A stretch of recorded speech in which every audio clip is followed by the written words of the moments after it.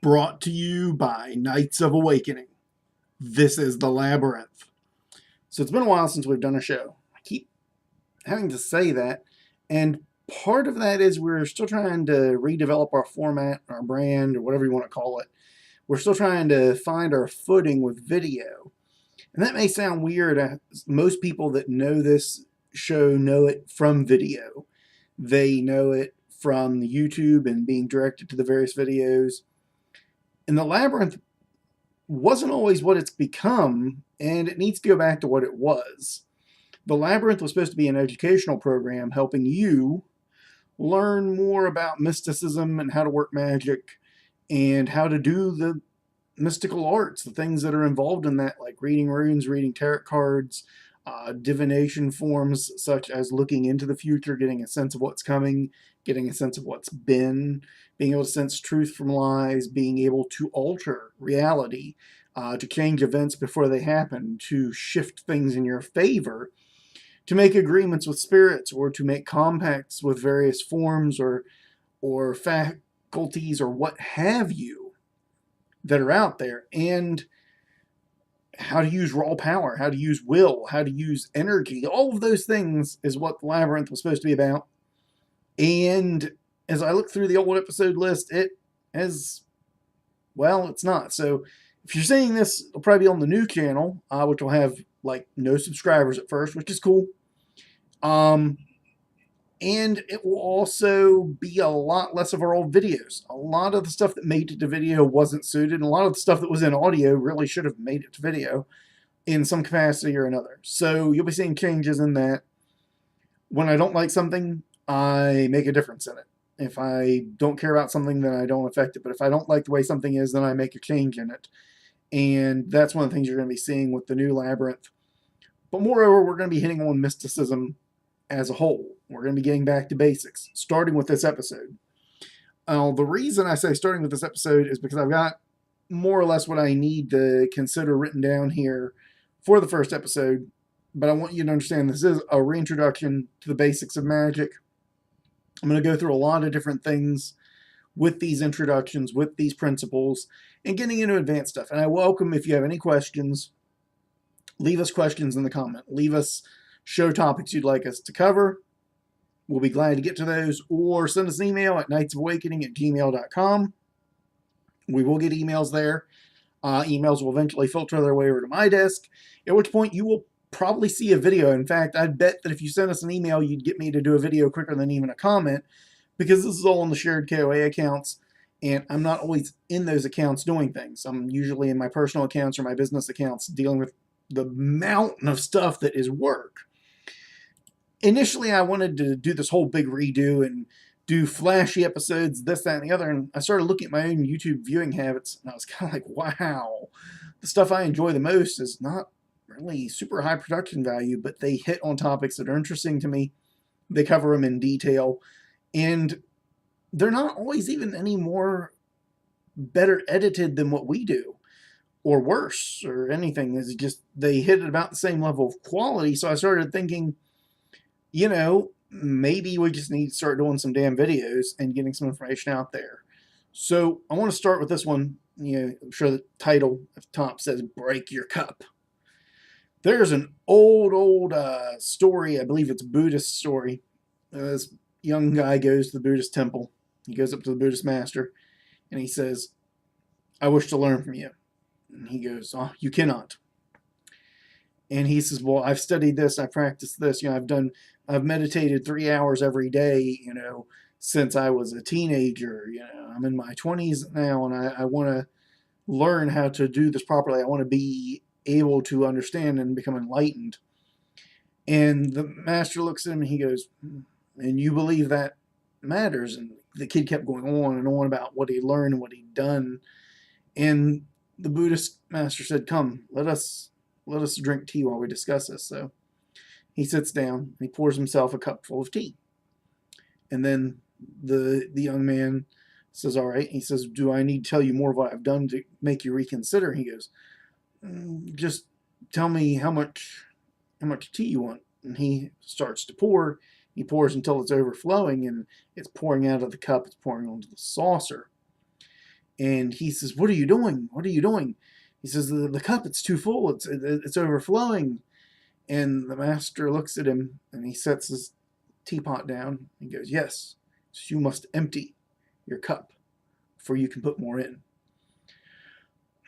Empty your cup is like the oldest thing we always say to new practitioners. "Oh, you must empty your cup."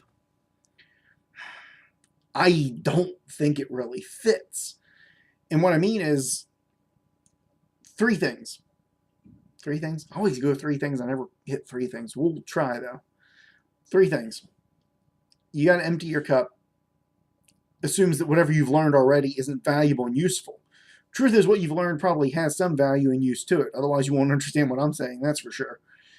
You won't understand, those of us who've been doing this for years and years, trying to explain it to you, if you don't have a little bit in the cup to begin with. So that's one thing. But it's not enough to empty your cup is the other. So I'm not saying get rid of everything you know. Emptying your cup in that respect, the idea, "Oh, you know too much and you cannot take it," that's... No, but I think you need to break your cup. You need to shatter your preconceived notions on magic, and it's on one side or the other. On the one side, that is impossible. God, I hate those words. You look at a magician and say that's impossible. That's a challenge most of the time to us. Too many people put too much stock into what they cannot do, what they cannot achieve, how they will not get this to happen with magic. Magic can't get me from point A to point B. That's impossible. Is it? Because last time I checked, the whole principle of magic was to circumvent the current methodologies of achievement. Magic is about doing the impossible. So you've got to get rid of this notion of impossible on the one hand. Things that you think it can't do. Well, magic won't be able to help me pay my rent. Magic won't be able to help me get in better shape. Magic won't be able to help me find a girlfriend. Magic won't be able to help me find a boyfriend. Magic won't be able to help me find a pair of boyfriends and girlfriends to make out with, whatever. Magic won't be able to help me fix my car, or magic won't be able to help me with pain or illness.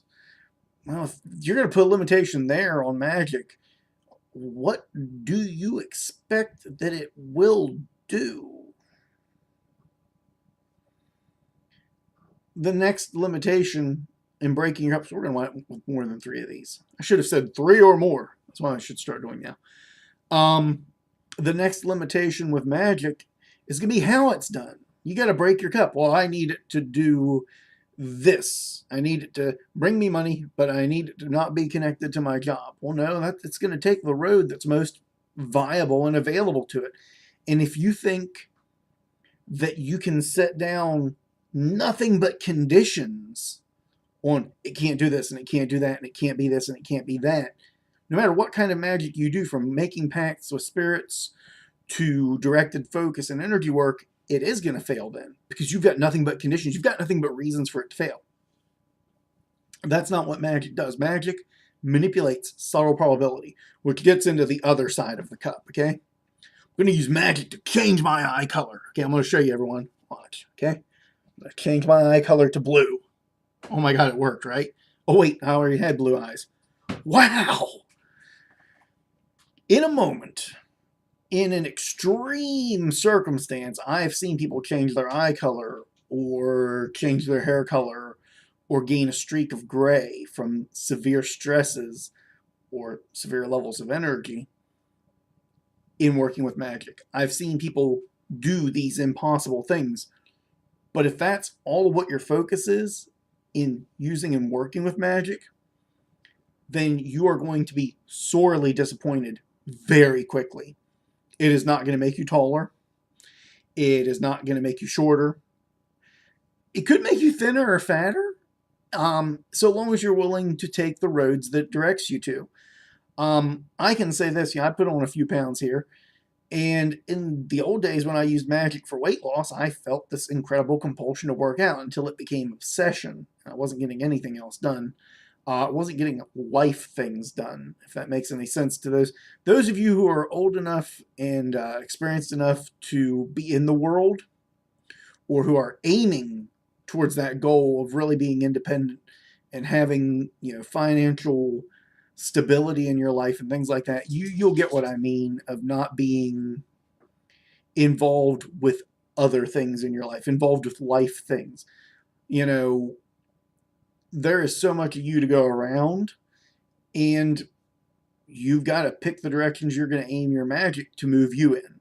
So, you know, anymore, I just aim to work out when I can work out, to try and shed a few pounds here and there, rather than cast a spell for it, and to know that I will be propelled toward those actions. People will need help moving. People will need help walking their dogs. Cars will break down so that I have to walk. Events will happen to give me reason to exert much more energy than I was exerting. It's better to control that myself. That gets into the other thing. This idea you're going to use magic to solve everything. No, you're going to use magic to solve things that you need magic to solve. You're going to use it to give you an edge, to give you opportunities to do more, to become more, to achieve more. You're not going to use magic to solve all of the problems by itself, and you're not going to use it for major physical changes. I know I stopped in the middle of that. My favorite is every couple months or so, someone will say, I want to use magic to increase my endowment. They don't mean money being left to them by a charitable benefactor or family member. And I'm like, that's not how magic worked. That's not how it works. It's not how it will work. It's not how it's ever worked. That there's nothing you can do. What if I make a pact? With who? The giant dick god? Because I've never met this particular deity that you speak of that you're going to make a pact with that's going to achieve this. I hate to tell you, magic's not going to work that way. It's not going to give you what you want there. If it can give it to you in that way, it'll be at extreme cost, usually some kind of personal injury that requires reconstructive surgery. That gets into being careful what you wish for, knowing what roads are available. Magic works on the roads that are available to us to bring us what we want. For things like communications with spirits, working with the other side, you've got to break your cup on that too. It starts as a subtle sense of things, a feeling of things, a knowing of when a presence is nearby, an intuition first. And then you learn things like trance work. Then you learn things like being able to see and hear. But it's never going to be like seeing and hearing like I can look right now, and see on my camera as it's recording me, my animation, my face, things like that. If it's never going to be that level of sight without entering some form of altered state. So you've got to get into that. And if you don't think that that's a part of it, no matter what you're doing, it's going to fail. So you got to break your cup there. I can fly through the night and I drink the blood of my enemies. No, you don't, and you won't. If you think that magic's going to give you the ability to do something like that, you're living in a fantasy world you're not going to achieve. You need to stop. You need to back the train up, recognize that you're not using magic to its full potential, because you're too busy trying to make the impossible, the truly impossible, happen. You're not going to turn into a green dragon. You're not going to fly through the air. You're not going to breathe fire. Unless you eat, like, really good hot sauce. Even then, not likely. So you got to break your cup on both sides of that. You got to break your cup on the idea, I can't do this with magic because magic doesn't work that way, or magic has some amazing limitation built into it. The idea that magic doesn't allow me to do this because there's a rule within magic that says X, Y, Z. You can't do spells for money, or you can't do spells for love because magic says so. Magic doesn't have rules like that codified in. That's just not how it works. I think my cat is trying to call for me. Did you make your way out through the door yet, kitty? Yeah, I think she did. So, nope, she's over there. I hear her. So, understand what magic will and won't do. Understand what it can and can't do. There are limits to it. There are no limits to it, though. When it comes to bringing something to you, if it is within a road that you could conceivably go down within the time frame that you are setting, then it can do it. If you'll walk the road. Everyone says, I want to cast a spell for $1 million. If you're so powerful as a wizard, why don't you cast a spell for $1 million? Do you know how long it takes to make $1 million reading tarot cards or casting spells? Do you know how much work that is? I would not have time to breathe. I don't have time to breathe now. I've had a massive influx of work, which I'm very happy to have. But to hit $1 million doing this? Now, if I were an investor and I was at, say, a couple $100,000 available to me in resources, yeah, Magick could edge me towards $1 million. If I had a couple $1,000 in resources, no, Magick's not going to inch me to $1 million. Not all at once. It's going to have to take it in steps. So people say, I want to use Magick to make $1 million. Okay, so what's your direction for that? What's your goal? I don't have one. It's just going to make it happen. Nope. No one walks down the street and hands out millions of dollars to people. Okay, the $1 million Santa Claus does not exist. There's no guy in a red suit, given the season, who runs around just tossing $1 million bundles, checks for $1 million out to people. He doesn't exist. Okay, if he did, the government would seize him and apply some kind of tax fine to him, seize his assets for the government's purposes. I assure you, if such a man existed, he would be fined, sanctioned, and executed, if he hasn't been already. Things like that don't happen. But you could get promotions in your job, have opportunities for investment open up, have opportunities for new jobs. Cast hard enough, you may have opportunities to leave the town that you're in or the city that you're in and have to go somewhere else to get a better job, to do better than you were doing. That too is a path. But when you frame it as in, like, it's got to do it and I don't want to have to put any work in on it at all. No, Magick's not going to do that. I don't know of any magic that just makes it happen for you in that way. You got to break that cup. But you've also got to break the cup of the fanciful throwing fireballs, and you want to avatar and control the elements. Okay, if I ever speak of avatars in the future, I'm speaking about channeling gods. You can do that. You can do that and get their insight into things. That's a fine technique, fantastic. But like the Avatar of the Last Airbender, you want to be able to control water and move it around in your hands. Not going to happen. The most you'll get is low-grade telekinesis. I've seen that. I've seen some low-grade TK. I've seen some low-grade pyrokinesis too. I've seen some mid-grade pyrokinesis, even where someone's actually stopped fire before, just in an instant. Never seen high-grade. Never seen someone make a ball of fire out of the air by condensing it and igniting it. Nope. That's the stuff of comic books. Very nice comic books, don't get me wrong. I like the comics. But it's not how magic works. So you got to break your illusions of that too. You break those cups, you get a foundation of knowing what you can and can't achieve with magic, knowing where you can and can't go with it, and then from that, you can begin to hone your practices and excel because you're moving in directions that are achievable. Magic will not make you the world's greatest fighter, but it'll make you a little bit faster than you would have been. It won't make you the strongest weightlifter. It'll make you a little bit stronger than you were. And over time, a little becomes a lot. But you're still not going to bend steel with your bare hands. It's not going to make you a billionaire, but it can give you the opportunities to improve your wealth, your finances, and your home life. Understand what magic can and can't do. Understand the maximum and minimum level of applied events. And with this, a lot of people like to bring up things like, well, what about demon possessions and things like that, where someone's getting abused or hurt by a demon?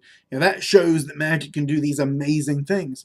Yes, they are amazing, but they're definitely not on the same spectrum as growing a tail or wings. Scratches across your arm, okay, are reasonable.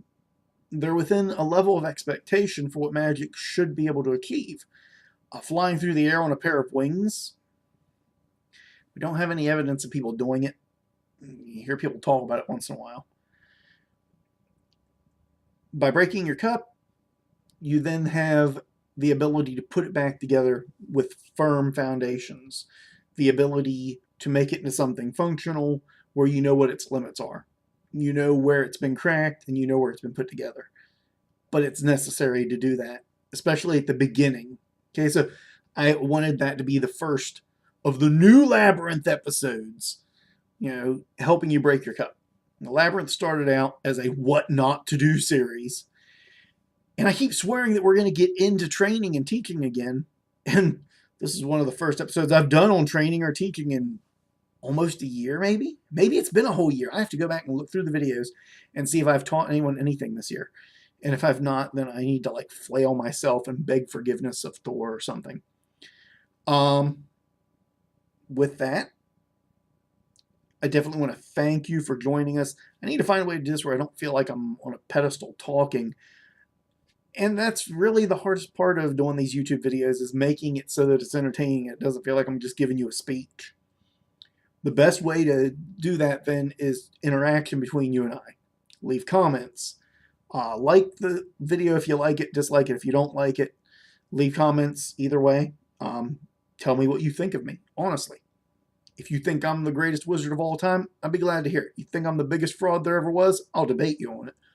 But I still want to hear it. Leave us messages at knightsawakening@gmail.com. Follow us on Facebook.